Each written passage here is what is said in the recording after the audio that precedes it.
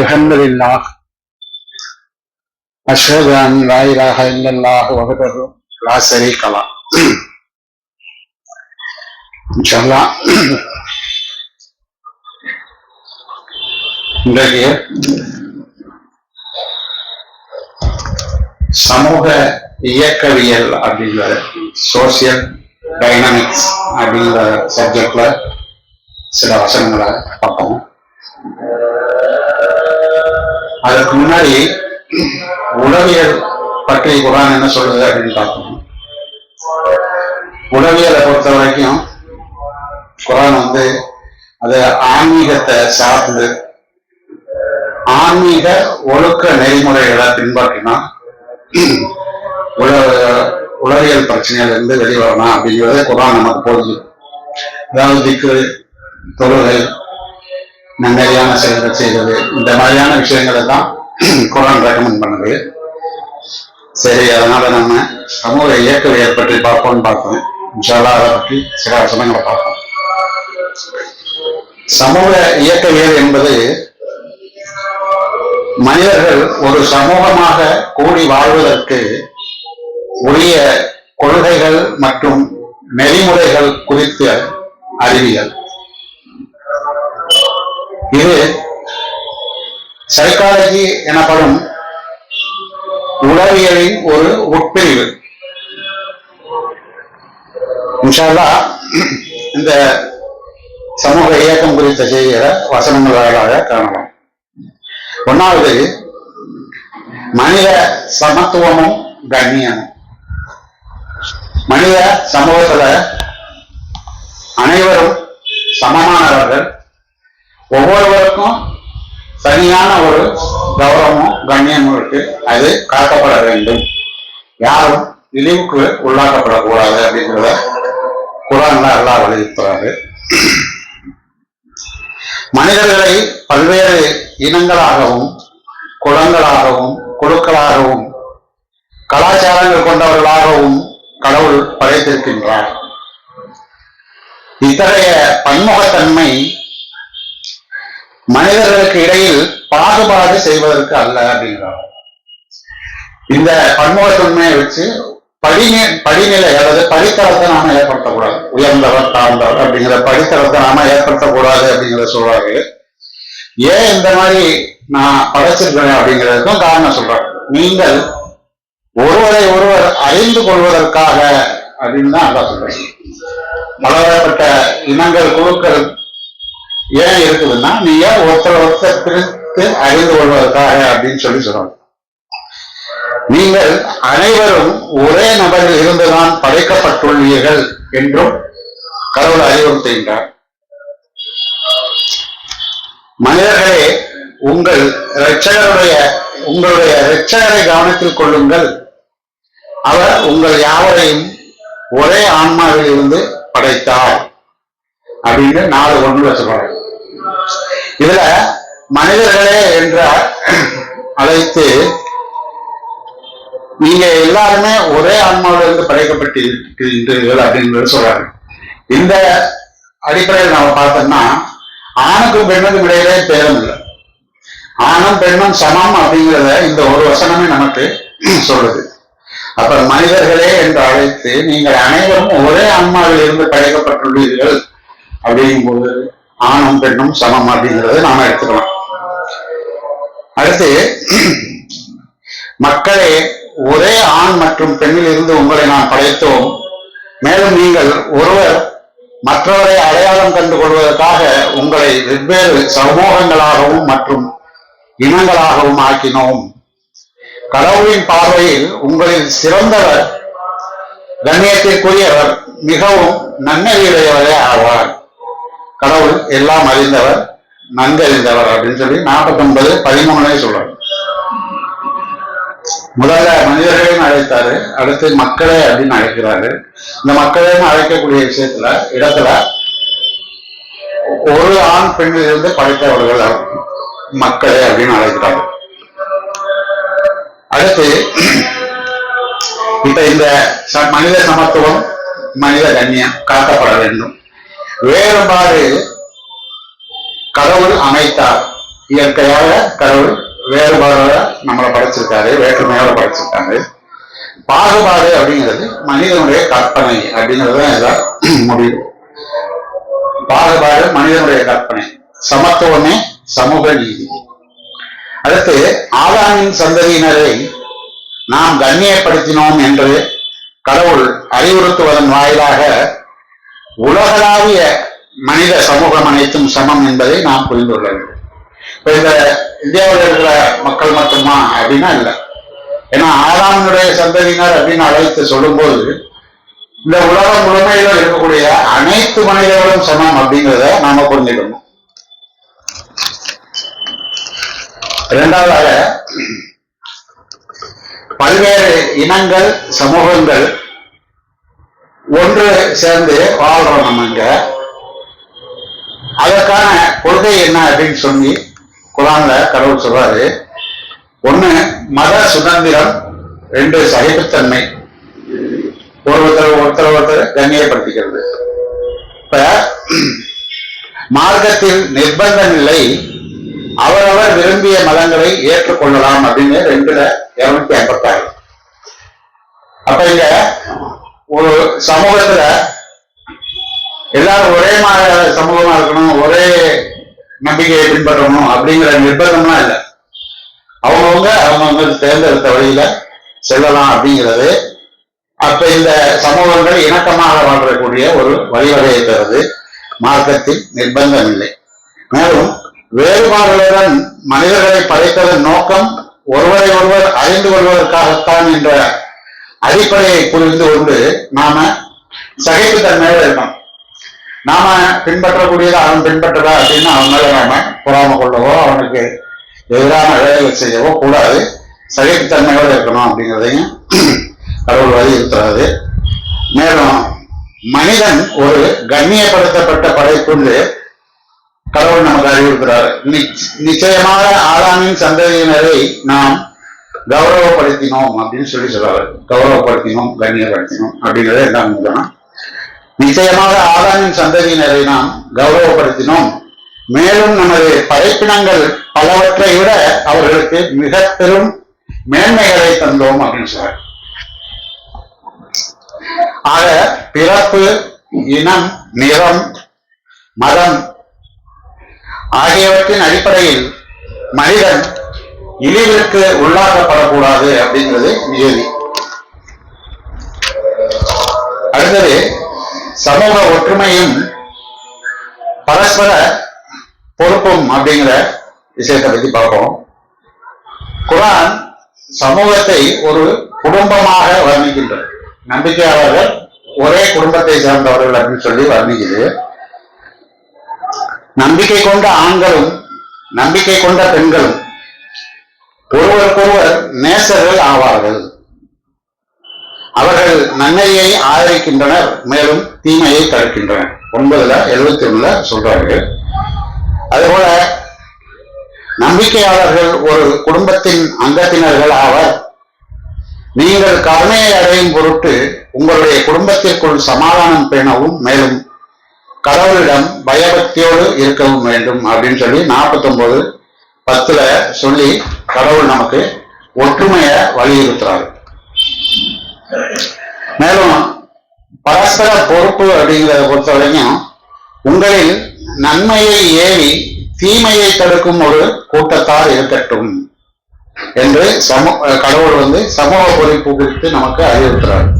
104 சொல்றாரு, உங்கள நன்மைகளை ஏவி தீமையை தடுக்கக்கூடிய ஒரு கூட்டம் இருக்கட்டும் அப்படின்னு சொல்லி நமக்கு பரஸ்பர பொறுப்பு குறித்து கடவுள் நமக்கு அறிவுறுத்துறாரு. ஒரு சமூகங்கிறது தானாக சரியாயிடுமா அப்படின்னா தானாக சரியாகாது. ஆக நன்மையை ஊக்குவிக்கவும் தீமையை தடுக்கவும் நம்ம ஒவ்வொருவருக்கும் பொறுப்பு இருக்குது. ஒருத்தர் தவறான பாதையில போகும்போது அவருக்கு எடுத்து சொல்லி அவரை நேர்வழியின்பால் அழைக்க வேண்டியது நம்ம ஒவ்வொருத்தருக்கும் பொறுப்பாக இருக்குது. இந்த மாதிரியான ஒரு செயல்பாட்டுடன் நாம் இருக்கும்போது இந்த சமூக இயக்கத்தை உயிர்ப்புடன் வைத்திருக்க முடியும் அப்படிங்கிறதையும் நாம அறிஞ்சிருக்கணும். அடுத்து தலைமைத்துவம்.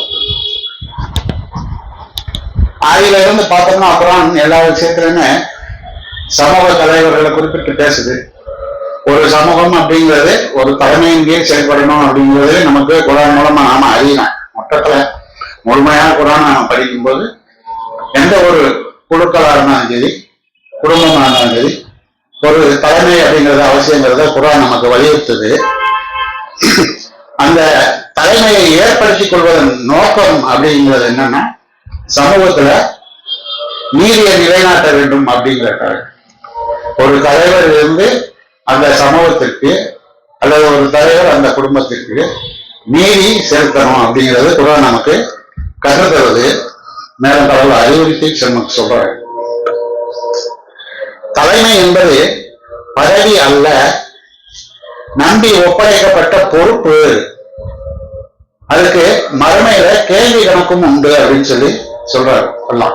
38:26 டேவிடே, உம்மை நாம் பூமியின் மீது ஒரு ஆட்சியாளராக ஆக்கியுள்ளோம், எனவே மக்களுக்கிடையில் நீர் நியாயமாக தீர்ப்பளிக்க வேண்டும், மேலும் உம்முடைய சுய அபிப்பிராயத்தை பின்பற்றாதீர், கடவுளின் பாதையிலிருந்து உண்மை அது திசை திருப்பி விடாது இருக்கும் பொருட்டு நிச்சயமாக கடவுளின் பாதையிலிருந்து வழி தவறி செல்பவர்கள் கேள்வி கணக்கு நாளை மறந்தமைக்காக கடுமையான தண்டனைக்கு உள்ளாகின்றனர். அப்ப இந்த மக்களுக்கிடையே ஒரு தலைவரா ஒரு அரசரா நியமிச்சிருக்கிற, நீ கடவுளுடைய பாதையில நீதி செலுத்தணும், வழி தவறி போனா மறுமையில கேள்வி கணக்கு இருக்கு அப்படிங்கிறத கடவுள் நமக்கு அறிவுறுத்துறாரு. அப்ப தலைமைங்கிறது ஒரு பொறுப்பு. அந்த பொறுப்பறிந்து நாம மக்களுக்கு இடையில நீதி செலுத்தக்கூடியவர்களா இருக்கணும் அப்படிங்கிறத நாம அறிகிறோம். அடுத்து தலைவருக்கு உண்டான தகுதிகள் என்ன அப்படின்னா, திறமை மற்றும் நம்பகத்தன்மை, மேலும் மென்மையான அணுகுமுறை கொண்டவராக இருக்க வேண்டும்னு கடவுள் அறிவிப்பார். தலைவராக இருக்கக்கூடிய ஒருவருக்கு திறமை இருக்கணும், வலிமை இருக்கணும், மேலும் அவர் நம்பகத்திற்கு தன்மைக்குரியவரா இருக்கணும், ஒரு நம்பிக்கைக்குரியவரா இருக்கணும் தலைவர் அப்படிங்கிறதையும் கூட நமக்கு வலியுறுத்தது. இன்ஷா அல்லாஹ் 28, 26, 3, 180 அந்த 2 வசனங்களை வாசிக்கிறேன். 3:159 கடவுளிடமிருந்துள்ள கருணையினால் தான் அவர்களால் இரக்கமுள்ளவராக நீர் ஆகினீர். நீர் முரட்டுத்தனமானவராகவும் அற்பத்தனமான உள்ளத்துடனும் இருந்திருந்தால் அவர்கள் உன்னை கைவிட்டிருப்பார்கள். ஆதலால் நீர் அவர்களை பிழை பொறுத்திட வேண்டும்.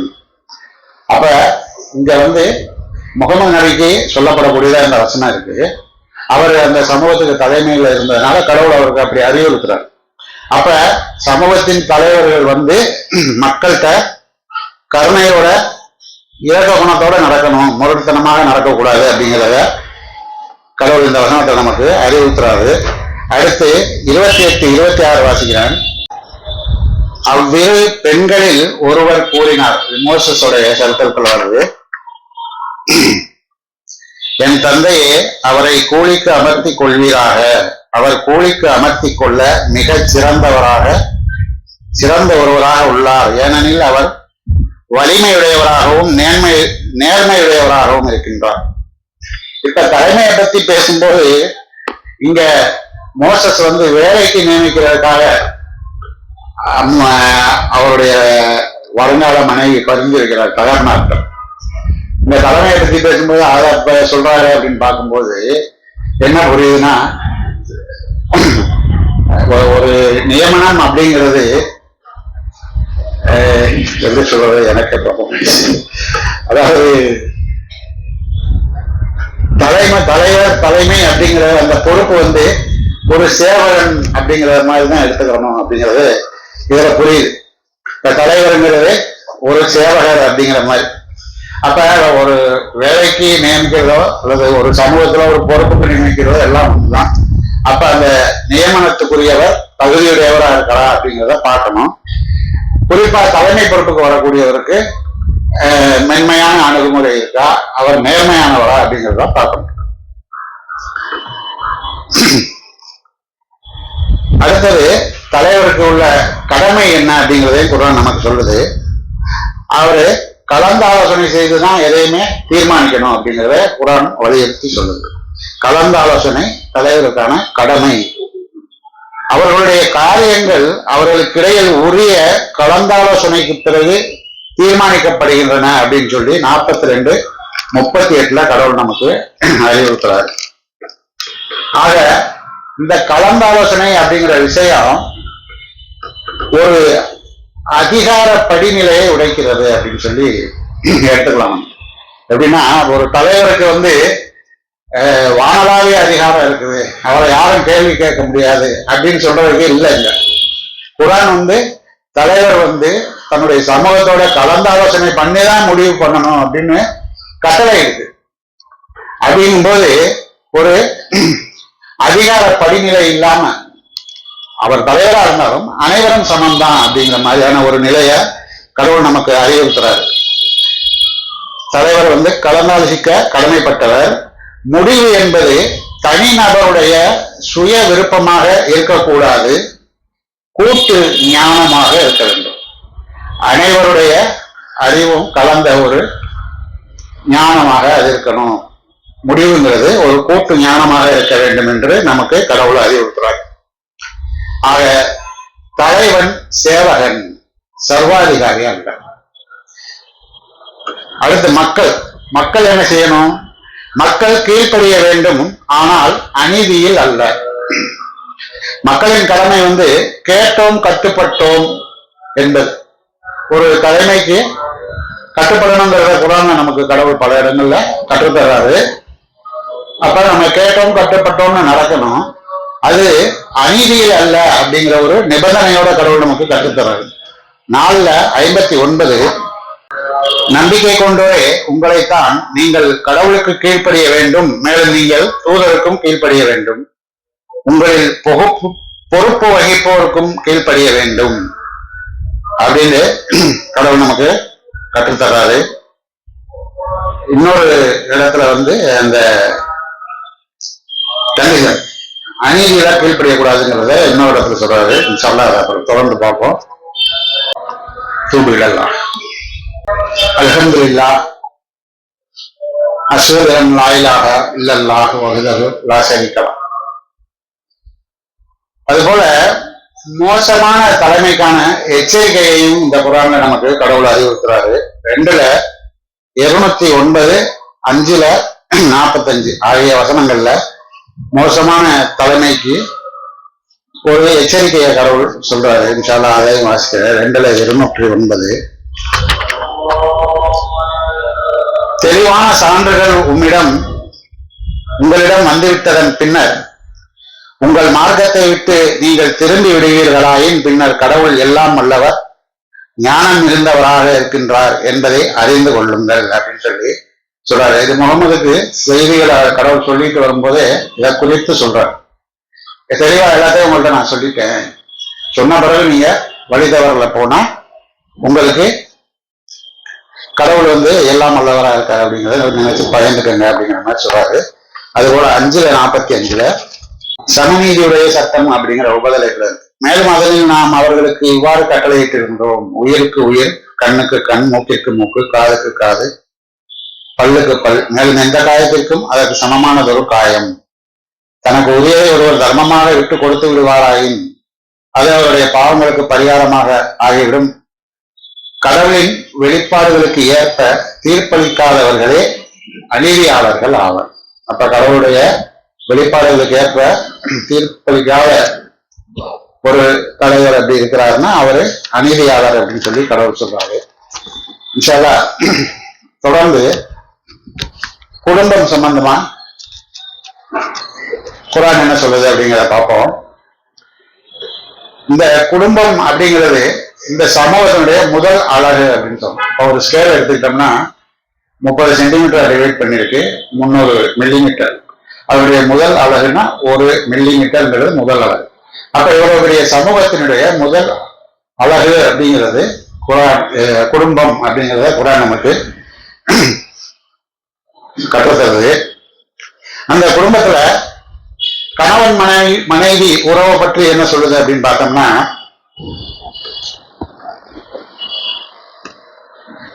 குர்ஆன் திருமணத்தை அதிகார உறவாக அல்ல, பரஸ்பர பாதுகாப்பாக வடிவமைக்கிறது. 187 அவர்கள் உங்களின் ரகசியங்களை பேணி காப்பவர்கள், நீங்கள் அவர்களின் ரகசியங்களை பேணி காப்பவர்கள் அப்படின்னு சொல்லி கடவுள் நமக்கு அறிவுறுத்துறார். அப்ப ஒருவருக்கொருவர் நாம பரஸ்பரம் பாதுகாப்பா இருக்கணும் அப்படிங்கிறது நாம இதன் மூலம் அறியணும். முந்தைய மொழிபெயர்ப்பு ஜான் மொழிபெயர்ப்புல ஜான் ட்ரஸ்ட் அவர்கள் உங்களுக்கு ஆடைகளாகவும் நீங்கள் அவர்களுக்கு ஆடைகளாகவும் இருக்கின்றீர்கள் அப்படின்னு சொல்லி அவங்க மொழிபெயர்த்திருப்பாங்க. அந்த ஆடைங்கிற வார்த்தையை பொறுத்த வரைக்கும் ஆடை என்ன செய்யும்? மறைக்கும். அதுபோல கண்ணியப்படுத்தும், நம்மளை உடலை பாதுகாக்கும், வெயிலையோ மழையிலையோ மற்ற இதுகள்ல இருந்து உடலை பாதுகாக்கும். அது போல நீங்க ஒருவருக்கொருவர் பாதுகாப்பா இருக்கணும், பரஸ்பர ஒற்றுமையோட இருக்கணும், உங்களுக்கு பேதம் இல்லை அப்படிங்கிறத இது நமக்கு கற்றுத்தருது. அடுத்து மேலும் உங்கள் இதயங்களில் உங்களுடைய வாழ்க்கை துணைகளின்பால் அன்பையும் மேலும் அக்கறையையும் அவர் அமைத்தார் அப்படின்னு சொல்லி கடவுள் சொல்றார். நம்முடைய கணவன் மனைவி இருவருக்கிடையில அவருடைய இதயங்கள்ல அன்பையும் அக்கறையையும் அமைத்தார் அப்படின்னு சொல்றாரு. இப்ப ஒற்றுமையா இருக்கிற வரைக்கும் அன்பும் அக்கறையும் ஒன்றா செயல்படுது. இப்ப கணவன் மனைவிக்கு இடையில ஒரு சண்டை வந்தது அல்லது மனத்தாங்கல் வந்துருது அப்படின்னா அவங்க அன்போட இருக்கிறதுல ஒதுங்கி இருக்கிறாங்க. ஆனா மனைவிக்கு ஒண்ணு அப்படின்னா கணவனுக்கு ஒண்ணுன்னா மனைவியோ உதவுறதுக்கு வந்துடுவாங்க. அந்த அக்கறைய உங்க மனசுல நான் வச்சிருக்கிறேன்னு கடவுள் சொல்றேன். இப்ப நம்ம பொன்னாடி என் புருஷனும் பேசிக்கிறாங்க இருந்தா கூட நான் வீட்டுக்கு வந்தோம்னா நமக்கு சாப்பாடு வைக்கணும்னா வச்சிருவாங்க. என்னென்ன நமக்கு பணிவிட செய்யறதோ அதை செஞ்சிருவாங்க. அப்ப அவங்களுக்கு அந்த அக்கறை. அதுபோல நாம மனைவியோட பேசாம இருந்தாலும் மனைவிக்கு ஒரு பிரச்சனைன்னு வரும்போது நாம போய் வெளியில இருந்து உதவி வேண்டி இருந்தா நம்ம டாக்டரை கூட்டிடுவோம். இந்த மாதிரி அக்கறையோட நம்ம செயல்படுவோம் அப்படிங்கிறத கடவுள் நமக்கு அறிவுறுத்துறாரு. அப்படிதான் இருக்கணுங்கிறத நமக்கு கடவுள் கற்றுக் கொடுக்குறாரு. 30:21 இதை சொல்றாரு. இதுல ஆணுக்கு மட்டுமா பெண்ணுக்கு மட்டுமாங்கிற பேதம் இல்லை. ஏன்னா உங்கள் இதயங்களில் உங்களுடைய வாழ்க்கை துணைகளின்பால் அப்படின்னு சொல்லும் போது இரு பாலினத்தையும் அதை குறிக்குது, ஆணையும் பெண்ணையுமே குறிக்குது. அப்ப இந்த இடத்துல ஆணும் பெண்ணும் ஒருவருக்கு ஒருவர் அக்கறையுடன் செயல்படணும் அப்படிங்கிறதே நமக்கு கடவுள் கற்றுத்தர்றார். அன்பு குறைந்தாலும் அக்கறை குடும்பத்தை தாங்கும். குடும்பத்தில் பெண்களுக்கு நியாயமான உரிமைகளும் அதே நேரம் கடமைகளும் உண்டு. பெண்களுக்கு குடும்பத்துல உரிமை இருக்கு, முழுமையான உரிமை எல்லாவற்றிலுமே இருக்கு. ஆனா ஒரு குறிப்பிட்ட இடத்துல மட்டும் கடமை அப்படின்னு சொல்லி குறிப்பிட்டு சொல்றாங்க. அது கடமை என்னன்னா, தன் கணவனுடைய கருவை சுமந்த ஒரு பெண் அத அவனுக்கு பெற்றுக் கொடுக்கிற வரைக்கும் அவன் விருப்பத்தின்படிதான் செயல்படணும் அப்படிங்கிறது கடமையா கடவுள் நமக்கு சொல்றாரு. 228 சொல்றாரு. இந்த விஷயம் ஒரு ஆணுக்கான சலுகை அல்ல அப்படின்னு சொல்லி நாம புரிஞ்சுக்கணும். அது பொறுப்பு. ஏன்னா அவனுடைய வாரிசுக்கு அவன் தான் பொறுப்புங்கிறத கடவுள் நமக்கு கற்பிக்கிறதுக்காக அதை சொல்றாரு. அதுபோல ஆண்கள் பெண்களுக்கு பொறுப்பாளர்களாக ஆக்கப்பட்டிருக்கிறாங்க அப்படிங்கிறதையும் சொல்றாரு. கடவுள் கணவனை குடும்பத்தின் தலைவனாக அமர்த்துகின்றார். இது ஒரு பொறுப்பு, அதிகாரம் அல்ல. எப்படி சமூகத்துல தலைவர் கலந்தாலோசனை செய்துதான் எதையும் செய்யணுமோ அது போல இங்கேயும் குடும்பத்திலையும் கணவர் மனைவி மக்களோட கலந்தாலோசனை செய்துதான் எதையுமே செய்யணும் அப்படிங்கிறதையும் கடவுள் நமக்கு கற்றுத்தராரு. 4:34 ஆண்கள் பெண்களுக்கு பொறுப்பாளிகளாக ஆக்கப்பட்டுள்ளனர். மேலும் கடவுள் அவர்களுக்கு குறிப்பிட்ட சில இயல்புகளை கொண்டு கொடையளித்திருக்கின்றார். மேலும் உணவு ஈட்டுபவர்களாக அவர்களை ஆக்கினார். இது கடவுளின் கட்டளையாக இருப்பதால் நன்மையுடைய பெண்கள் இந்த ஏற்பாட்டினை ஓப்புடன் ஏற்றுக்கொள்வார்கள். மேலும்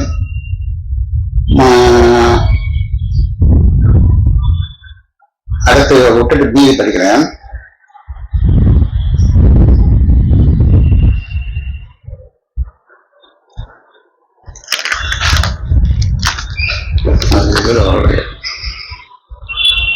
சரி, இன்ஷால்லா தொடர்ந்து பார்ப்போம், டைம் இல்லை.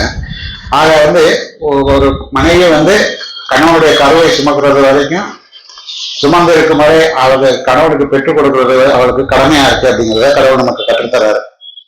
அதே போல கணவனுடைய பொறுப்பு என்பது பொருளாதார பராமரிப்பு, கலந்தாலோசனையுடன் முடிவு, அவன் புஜபலம் பொருந்தியவனா இருக்கிறதா என்கிறதால அவன் குடும்பத்துக்கு பாதுகாவலனா இருக்கிறான் அப்படிங்கிறத கடவுள் நமக்கு கற்றுத்தர்றாரு.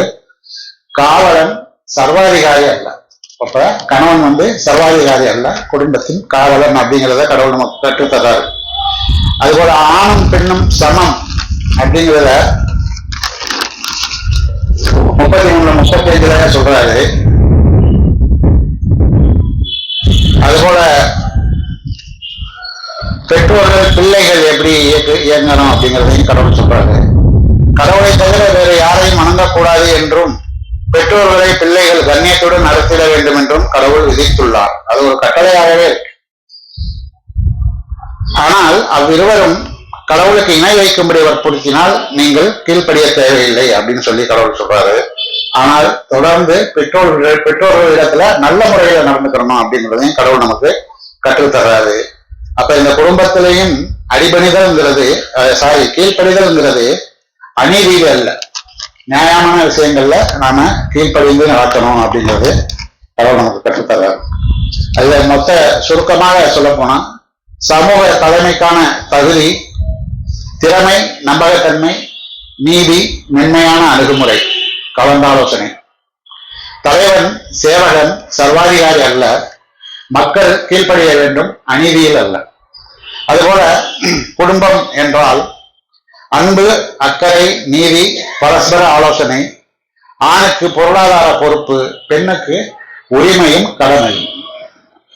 எல்லா வகையிலையும் உரிமையும் கடமையும். உரிமை இருக்கு பெண்ணுக்கு, கடமை அவனுடைய வாரிசை சுமந்து கொடுக்கிறது. இன்ஷா அல்லாஹ் தொழுகை நிறையாட்டுவோம். ஹக்கீம் அஸ்ஸலாம்.